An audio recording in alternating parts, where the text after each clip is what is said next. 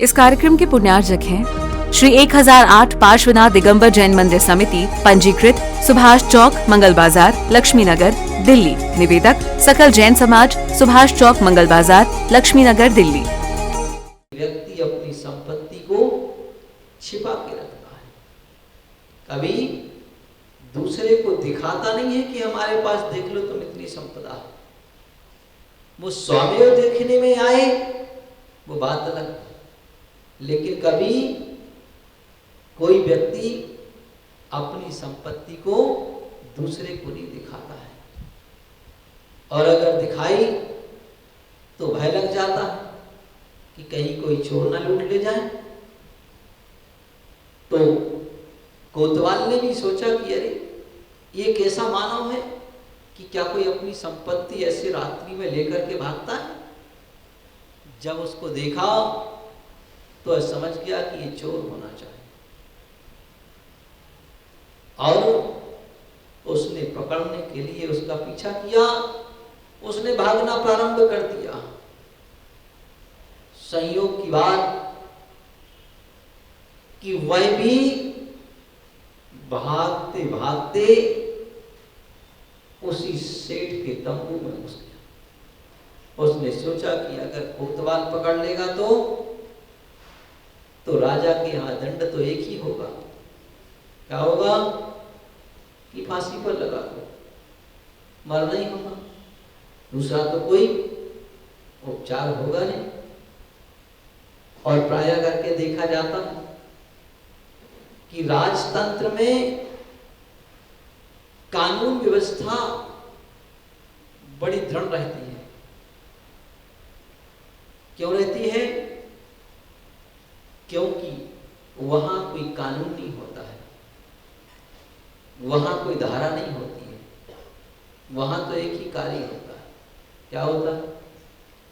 राजा के मुख से जो निकल जाए वो ही कानून है, दूसरा कोई कानून।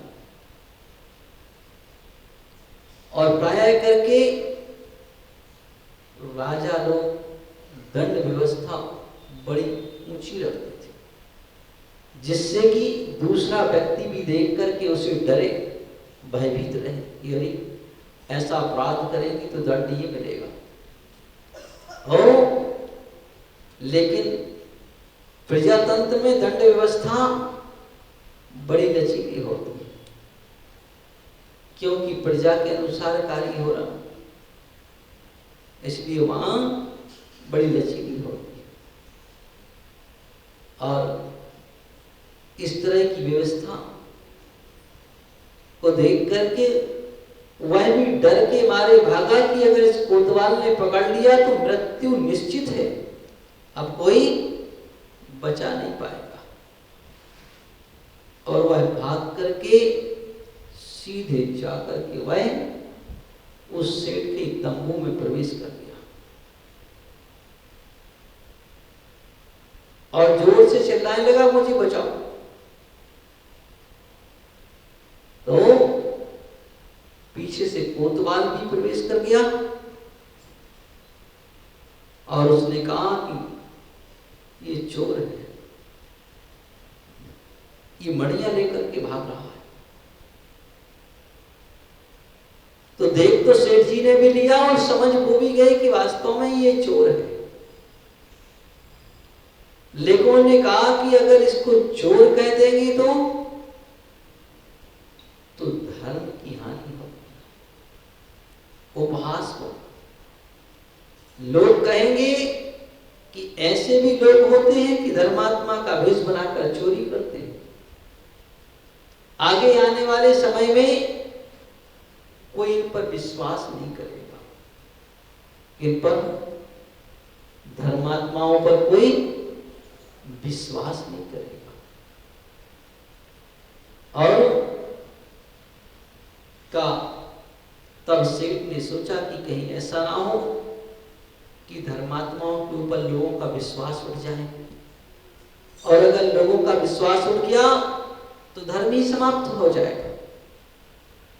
तो सबसे पहले अपना कर्तव्य बनता है धर्म की रक्षा करना। कोई भी घटना हो तो पहले उसकी रक्षा की जाती। धर्मात्माओं की रक्षा होगी तो धर्म की रक्षा हो। न धर्मो धर्म के बिना, का धर्मात्मा के बगैर धर्म नहीं रहता है, क्योंकि धर्म के लिए कोई ना कोई आधार स्तंभ चाहिए। बिना आधार की तो कोई चीज ठहरती ही नहीं है। तो गाय धर्मात्मा ही नहीं होंगे तो धर्म कहां से रहेगा? धर्म ही समाप्त हो जाएगा। और इस धर्म की रक्षा करना अपना कर्तव्य। तो अब इस समस्या को कैसे निपटाया जाए? तो सेठ ने कहा, भाई ये चोर नहीं है, ये तो धर्मात्मा पुरुष है, और ये जो कुछ भी लाए हैं ये तो हमने ही बुलवाया है, क्योंकि ये तो हमारे यहां से लाए। तो वह कोतवाल क्षमा मांग के वापस चला गया कि मैंने एक धर्मात्मा को परेशान किया व्यर्थ में ही। और जब कोतवाल चला गया तब सेठ ने तो पहले ही सारा माल ले लिया कि दिखावा क्या क्या लेकर के आया। और फिर उससे पूछा कि भाई तू बतलाओ तो आखिर वास्तव में हो कौन,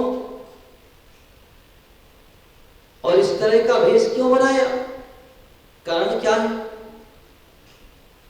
तो उसने बतला दिया कि भाई मैं तो एक चोर हूं, और चोरी आपके चैत्यालय में चोरी करने के लिए इस तरह का कार्य किया, कौतूहल दिखाया। सब जगह धर्मात्मा बने का वह भेष दिखाया कि मैं एक धर्मात्मा हूं। और आजकल देखा भी जाता है कि नकली आदमी इतना अच्छा व्यवस्थित रोल कर लेता है कि असली को भी मात खिला दे। ऐसा भी देखा जाता है। आपने देखा हो, कहानी सुनी हो, मुनि ब्रह्म गुलाल की कहानी। कौन थे वो? एक बहरूपिया थे। कहाँ के थे? इसी उत्तर प्रदेश में फिरोजाबाद नगरी है, वो वहीं के थे। फिरोजाबाद में नसिया जी में उनकी कुटी बनी हुई, उसमें लिखा हुआ है ब्रह्म गुलाल मुनि की कुटी। वो वहीं के रहने वाले थे। और वह इतने बढ़िया बहरूपिया थे, भेष धरने वाले थे, कि जो भेष रखें वह भेष ऐसा रखता था कि बिल्कुल सेम वही है, कोई दूसरा। एक बार राजा ने कहा ब्रह्म गुलाल से कि तुम शेर का भेष रख करके आओ, मैं देखूं कि तुम शेर कैसे बन सकते। तो उसने पहले कुछ दिन अभ्यास किया, और अभ्यास करने के बाद उसने कहा शेर का भेष तो रख लिया, अब शेर तो खूंखार होता है, और कोई अगर कुछ कहे तो ऐसा ना हो कि भाई फिर शेर का अपमान हो जाए। तो राजा के पास गया और राजा से निवेदन किया कि मैं शेर का भेष तो रख रहा हूं, लेकिन अगर मुझसे कोई अपराध हो जाए तो पहले क्षमा देना करना। आने का कोई बात नहीं, जब हमने ही कहा है भेष रखने को तो तुमसे कोई भी अपराध हो क्षमा। तो वह ऐसा पहले से क्षमादान राजा से लेकर के चल दिया। और वह एक दिन राजसभा लगी हुई थी और शेर का भेष रख करके दहाड़ता हुआ आ गया। तो लोग तो समझ गए कि शेर कभी इस तरह से थोड़ी ना आते हैं सभा में। शेर तो जंगल का राजा होता है, वो यहां कहां सभा में आए। तो लोग समझ गए कि ये तो कोई बहरूपिये का भेष बना के आया है। तो इस तरह का राजपुत्र ने ही उस शेर का अपमान कर दिया। बोले ये असली शेर नहीं तो नकली शेर है। और जैसे ही उसको नकली कहा तो वह टूट पड़ा राजपुत्र के ऊपर और उसने अपनी शेर वाली वीरता दिखा दी और उसको फाड़ दिया दो पर। राजा पुत्र वियोग में अत्यधिक दुखी हुआ कि अरे मेरा ही पुत्र मारा गया। अब कर क्या सकते हैं, क्योंकि इसने पहले ही क्षमादान ले लिया था, इससे अब कुछ कह नहीं सकते। तो राजा ने कहा अब जो हो गया तो ठीक है, और मैं तो एक राजा हूं, वचन दे दिया था, अब कुछ कर नहीं सकता हूं। अब तो लेकिन अब तुम ऐसा करो कि एक संत का भेष धारण करके आओ और हमारे मन का क्लेश दूर करो, ऐसा उपदेश दो। अन्य का राजन ये भी हो जाएगा। और उसने बहुत अभ्यास किया, क्योंकि संत का भेष धारण करना कोई सामान्य बात नहीं होती है, विशिष्ट बात होती है। और उसने अभ्यास करके और दिगंबर मुनि का भेष धारण कर लिया और भेष धारण करके वह आ गया और राजा को भी उसका क्लेश दूर करने के लिए 12 भावनाओं का उपदेश दिया कि राजन, इस संसार में कोई वस्तु नित्य नहीं है, तुम किसके लिए शोक करते हो? इस संसार तो अनित्य है। यहां तो जो आया है उसे जाना है, निश्चित ही है, कोई स्थायी रहने वाला नहीं है यहां। अब ये बात अलग है कि कोई थोड़े दिन पहले चला जाता है तो कोई थोड़े बाद में जाता है, लेकिन जाना तो सबको है, ऐसा तो नियम ही है। और ये संसार ही अनित्य है, यहां कोई वस्तु नित्य नहीं होती है। जब सबको ही जाना है, संसार अनित्य है, वस्तु में अनित्य है, तो फिर तुम शोक किसका कर रहे हो? किस बात का शोक? और इस संसार में कौन अपना और कौन पराया है? ना कोई अपना है और ना कोई पराया है। सब अपने हैं और सब पराये हैं। सब अपने इसलिए हैं कि धर्मात्मा व्यक्ति सबको अपना मानता है, किसी को पराया नहीं मानता। और पराये इसलिए हैं क्योंकि कोई किसी के साथ नहीं जाता है, सबको अपने अपने कर्म का फल भोगना है, इसलिए सब पराये नहीं। राजा ने उसका बढ़िया से उपदेश सुना, शांत भाव वाला। तो शांत भाव वाले उपदेश को सुनकर के राजा के मन में भी शांति आई और उसे भी वैराग्य उत्पन्न हो गया। तब राजा ने कहा उस वेश वाले से कि तुमने बहुत अच्छा वेश धारण किया और बहुत सुंदर कार्य किया, का आपका उपदेश सुनकर के मुझे शांति आ गई। अब तुम ऐसा करो, वापस ब्रह्म गुलाल बन जाओ। तब ब्रह्म गुलाल ने कहा कि बस अब भैरवीय का खेल समाप्त हो गया, ये अंतिम खेल था। क्यों? क्योंकि इस भेष को धारण करने के बाद अब छोड़ा नहीं जाता है, क्योंकि ये भेष सामान्य नहीं हुआ करता है। और धर्मात्मा के जितने भेष कहे हुए हैं, एक जिनेंद्र भगवान के सदृश मुनि का रूप, दूसरा उत्कृष्ट श्रावक क्षुल्लक का रूप, और तीसरा वह उत्कृष्ट वेश धवल वस्त्र वाला आरिका का वेश।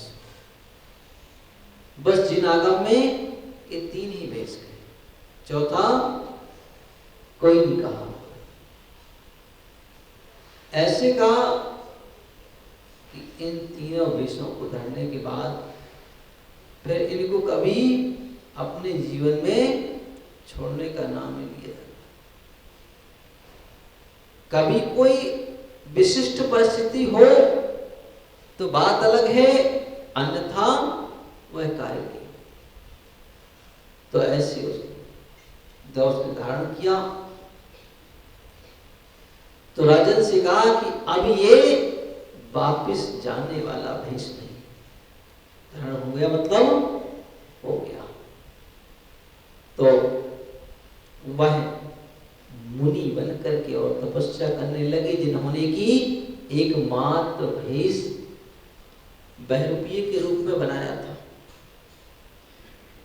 और उन ब्रह्म गुलाल ने उसी फिरोजाबाद में ही तब करते हुए समाधि की। तो कहा कि ये भेष सामान्य नहीं होते। तो सेठ ने भी उसे समझाया, उस चोर को, कि जब तुम इतना अच्छा उपदेश देते हो दूसरे लोगों को, तो तुम्हें ये भी मालूम होगा कि इस भेष को धारण करके फिर अब त्यागा नहीं जाता है, छोड़ा नहीं जाता है। ये तो ले लिया तो आजीवन के लिए होता है।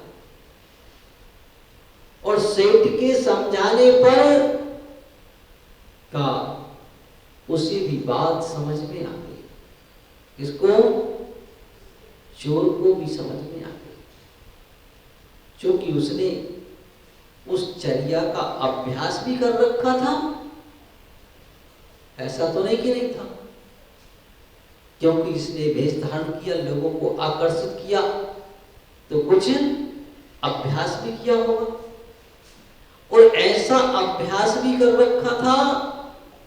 तो कहा अब इस भेष को छोड़ा नहीं जाता, और इस भेष में रह करके तुम ये कार्य कर रहे हो, चोरी जैसा कार्य, ये तो और भी अच्छा नहीं है। इस कार्यक्रम के पुण्यार्जक थे श्री 1008 पार्श्वनाथ दिगंबर जैन मंदिर समिति, पंजीकृत सुभाष चौक, मंगल बाजार, लक्ष्मी नगर, दिल्ली। निवेदक सकल जैन समाज, सुभाष चौक, मंगल बाजार, लक्ष्मी नगर, दिल्ली।